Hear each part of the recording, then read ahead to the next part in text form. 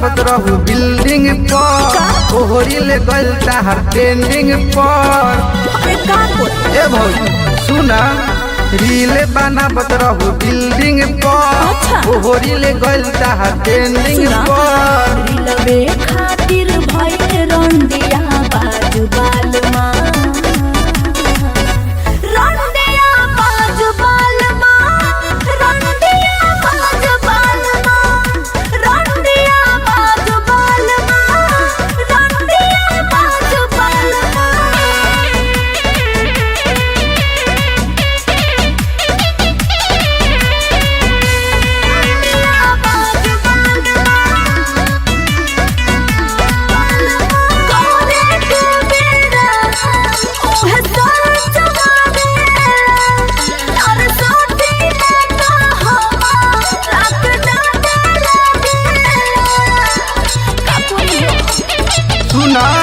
Reel डाले लत सुन हमर भौजी बोल कौन फील होखेला तो के तना जानी के दिल पछइबू देखी दहिया गिल होखेला। सुना आजे जननी के तना बारे साचु बालमा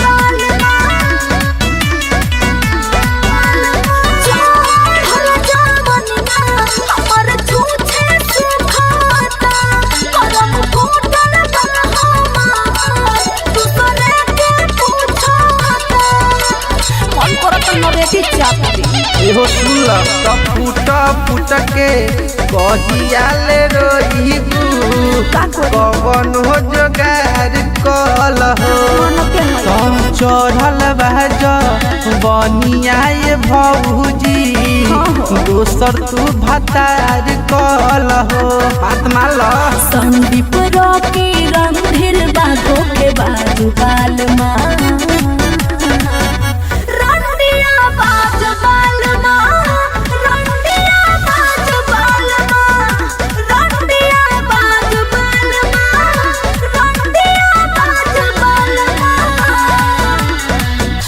हार गइल बानी ओकरा आदत से।